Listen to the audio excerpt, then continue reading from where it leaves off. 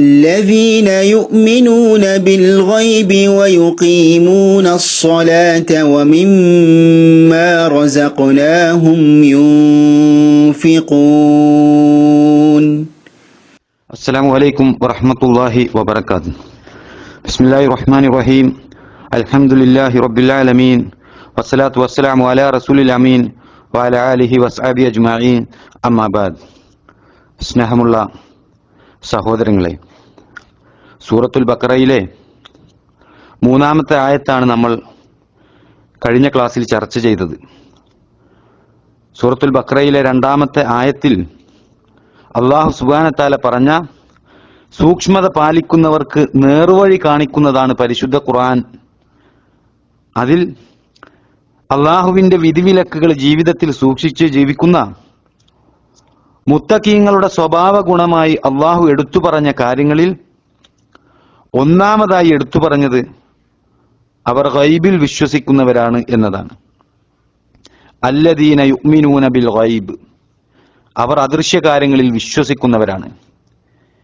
ഇവിടെ പറഞ്ഞ ഈമാനുമായി ബന്ധപ്പെട്ട കാര്യം കഴിഞ്ഞ ക്ലാസ്സിൽ നമ്മൾ പഠിക്കുകയുണ്ടായി. ആ ഈമാൻ ഏതു കാര്യത്തിലാണ്? അത് ഗൈബിലാണ്. അതായത് അദൃശ്യമായ കാര്യങ്ങളിൽ വിശ്വസിക്കുന്നവരാണ് അവർ എന്നാണ് അല്ലാഹു സുബ്ഹാനഹു വ തആല പറഞ്ഞത്. സഹോദരങ്ങളെ, ഒരു മതം അത് മതമാകുന്നത് തന്നെ ഗൈബിലുള്ള വിശ്വാസത്തിന്റെ അടിസ്ഥാനത്തിലാണ്. നിങ്ങൾ നോക്കൂ, ഇന്ന് ലോകത്തുള്ള എല്ലാ മതങ്ങളും അദൃശ്യമായ വിശ്വാസത്തിൽ അധിഷ്ഠിതമായ മതങ്ങളാണ്. എന്നാൽ അവരുടെ മതത്തിലെ ഗൈബിലുള്ള വിശ്വാസത്തിന്റെ കുറവുകളും ന്യൂനതകളുമാണ് ഇസ്ലാമിൽ നിന്നും മറ്റു മതങ്ങൾ വേർതിരിക്കുന്നത്. എല്ലാ വിശ്വാസ വൈകല്യങ്ങളെയും തിരുത്തി ഗൈബിയായ വിശ്വാസത്തിന്റെ സംശുദ്ധമായ രൂപമാണ് പരിശുദ്ധ ഖുർആനും നബി സല്ലല്ലാഹു അലൈഹി വസല്ലമയുടെ ഹദീസുകളും മനുഷ്യന്മാരെ പഠിപ്പിക്കുന്നത്. സഹോദരങ്ങളെ, ഗൈബ് ഈ വാക്കിന് അദൃശ്യം അഥവാ മറഞ്ഞ കാര്യമെന്നാണ് വാക്കാർത്ഥമായി മലയാളത്തിൽ സാധാരണ ഉപയോഗിക്കാറുള്ളത്. ബാഹ്യേന്ദ്രിയങ്ങളുടെ ദൃഷ്ടിയിൽ നിന്ന് മറഞ്ഞതൊക്കെ ഭാഷയിൽ ഗൈബ് എന്ന് പ്രയോഗിക്കാറുണ്ട്. ഭർത്താക്കളുടെ അഭാവത്തിൽ അനിഷ്ടങ്ങളൊന്നും പ്രവർത്തിക്കാതെ സ്വന്തത്തെ കാത്തു സൂക്ഷിക്കുന്ന ഭാര്യമാരെ പറ്റി പരിശുദ്ധ ഖുർആനിൽ സൂറത്തു നിസായിലെ 34-ാമത്തെ ആയത്തിൽ ഹാഫിളാത്തുൻ ലിൽ ഗൈബ് എന്നാണ് അല്ലാഹു സുബ്ഹാനഹു വ തആല പറഞ്ഞത്. ഈ പ്രയോഗം അതിന്റെ ഭാഷാർത്ഥം പരിഗണിച്ചാണ്. എന്നാൽ സാങ്കേതികമായി ഗൈബിൽ വിശ്വസിക്കുക എന്നതുകൊണ്ട് ഉദ്ദേശിക്കുന്നത് അള്ളാഹുവിന്റെ ദാത്തിൽ, അതായത് അള്ളാഹുവിന്റെ സത്തയിൽ നമ്മൾ വിശ്വസിക്കുന്നുണ്ട്. മലക്കുകളിൽ നമ്മൾ വിശ്വസിക്കുന്നുണ്ട്. പരലോകം, വിചാരണ, സ്വർഗം, നരകം, ഖബറിലെ അനുഭവങ്ങൾ, ഇതിലൊക്കെ നമ്മൾ വിശ്വസിക്കുന്നുണ്ട്. ഈ കാര്യങ്ങളൊന്നും നമ്മുടെ ബാഹ്യേന്ദ്രിയങ്ങൾ കൊണ്ടോ ആന്തരേന്ദ്രിയങ്ങൾ വഴിയോ അല്ലെങ്കിൽ അവനവന്റെ ബുദ്ധി കൊണ്ടോ സ്വയം കണ്ടെത്താൻ കഴിയാത്തതാണ്. മറിച്ച് ഇതെല്ലാം നമ്മെ സംബന്ധിച്ചിടത്തോളം വേദഗ്രന്ഥങ്ങളിലൂടെയും അതുപോലെ തന്നെ പ്രവാചകന്മാരിലൂടെയും ആ പ്രസ്താവനകൾ കൊണ്ട് മാത്രമാണ് സഹോദരങ്ങളെ നമുക്കിത് അറിയുവാൻ വേണ്ടി കഴിയുന്നത്. ഈ ഗൈബിനെ കുറിച്ച് വിശദമായി മനസ്സിലാക്കി തരുവാൻ വേണ്ടി പണ്ഡിതന്മാർ ഗൈബിന് ചില കിസ്മുകളാക്കി, അതായത് ഭാഗങ്ങളാക്കി വിഭജിക്കുന്നുണ്ട്. അതിൽ നമ്മൾ എടുത്ത് പരിശോധിക്കുകയാണ് എങ്കിൽ ഒന്നാമത്തെ വിഭജനം അത് തഖ്സീമുഹു ബിഇഖ്തിബാരി ഇൽമിഹി വ മഅരിഫതിഹി, അറിവിന്റെയും ധാരണയുടെയും അടിസ്ഥാനത്തിൽ ഗൈബിലുള്ള വിഭജനമാണ്. ഈ ഗൈബ് സഹോദരങ്ങളെ, ഈ ഗൈബ് 2 രൂപത്തിലാണുള്ളത്. ഒന്നാമത്തേത് ഗൈബുൻ മുത്ലഖുൻ, നിരുപാധികമായ യഥാർത്ഥ ഗൈബാണ്. ഇത് അള്ളാഹുവിന് മാത്രം അറിയുന്ന, മറ്റൊരു സൃഷ്ടികൾക്കും അറിയാത്ത കാര്യമാണ്. ഇതിനുള്ള ഉദാഹരണമാണ് അന്ത്യനാൾ എന്ത് സംഭവിക്കുമെന്ന വിഷയത്തിലുള്ള അറിവ്. അന്ത്യനാൾ ഒരു വെള്ളിയാഴ്ച ദിവസമാണ് സംഭവിക്കുക എന്ന് അള്ളാഹു നബി സല്ലല്ലാഹു അലൈഹി വസല്ലമയിലൂടെ നമുക്ക് അറിയിച്ചു തന്നിട്ടുണ്ട്. എന്നാൽ അത് എന്നാണ് എന്ന് അള്ളാഹുവിന് മാത്രം അറിയുന്ന കാര്യമാണ്.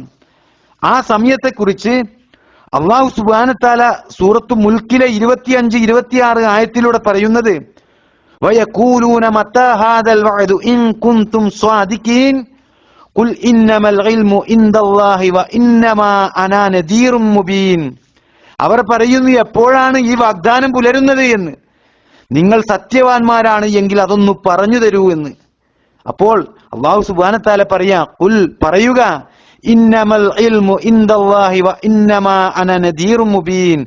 ആ അറിവ് അള്ളാഹുവിന്റെ പക്കൽ മാത്രമാകുന്നു, ഞാൻ വ്യക്തമായ താക്കീതുകാരൻ മാത്രമാകുന്നു എന്ന് നബി സല്ലല്ലാഹു അലൈഹി വസല്ലമയോട് പറയാൻ അള്ളാഹു കൽപ്പിക്കാം.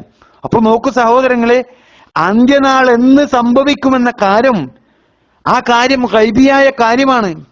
അള്ളാഹുവിന് മാത്രം അറിയുന്ന ഗൈബുൻ മുത്ലഖുൻ, നിരുപാധികമായ യഥാർത്ഥ ഗൈബിൽപ്പെട്ട കാര്യമാണ് അത്. ഇനി അടുത്ത ഇനത്തിൽപ്പെട്ട ഗൈബ്, അത് ഗൈബുൻ മുഖയ്യിദുമാണ്.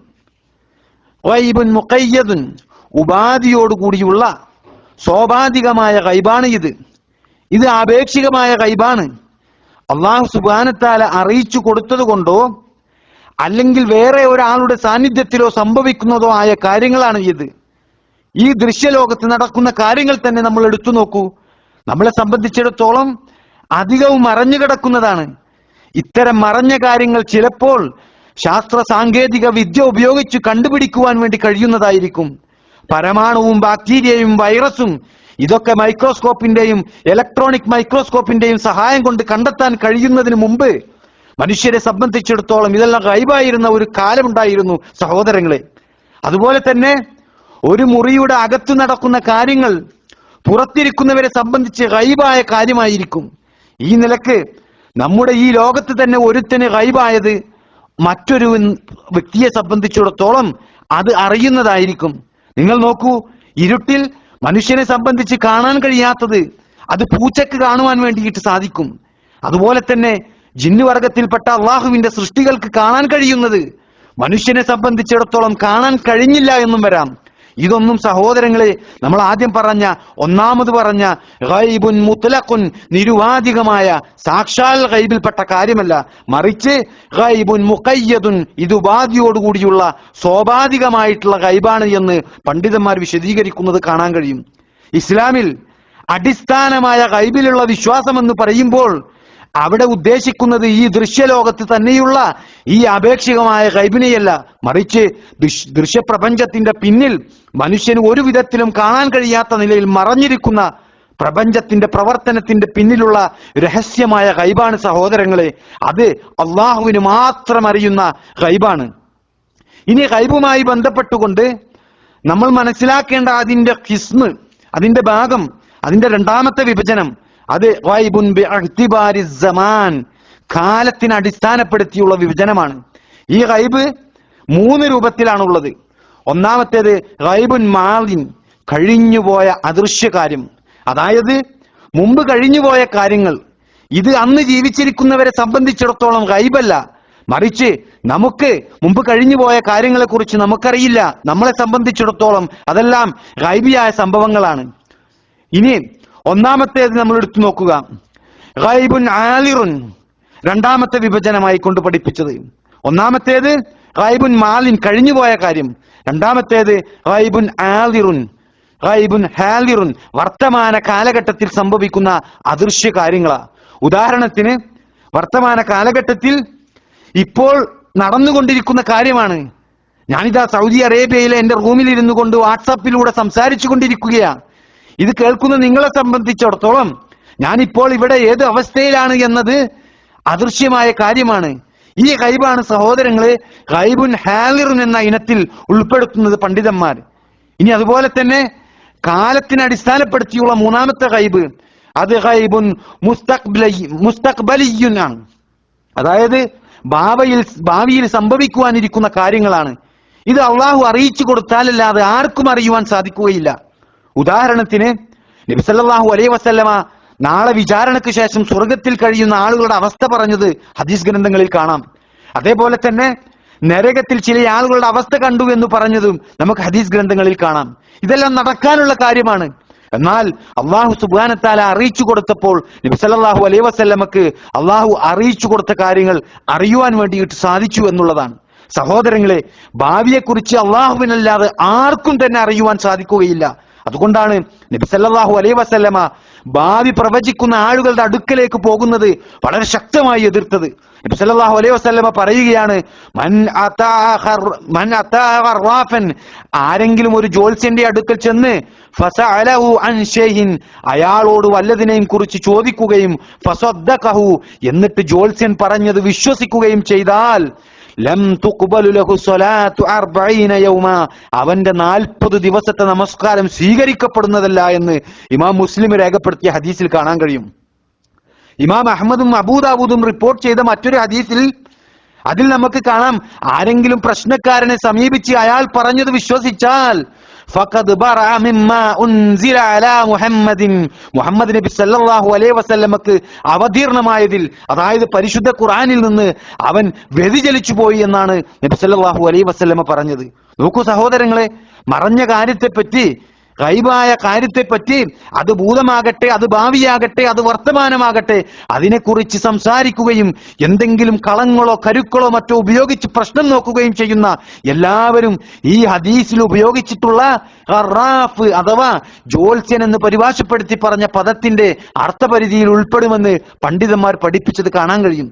ഇത് ഇന്ന് കണക്ക് നോക്കലെന്നും മഷിനോട്ടമെന്നും ഇസ്മിന്റെ പണിയെന്നും മന്ത്രവാദം എന്നിങ്ങനെ പല പേരുകളിലുമായി നമ്മുടെ നാടുകളിൽ അല്ല ലോകത്ത് മുഴുവൻ അറിയപ്പെടുന്ന ഒരു കാര്യമാ സഹോദരങ്ങളെ.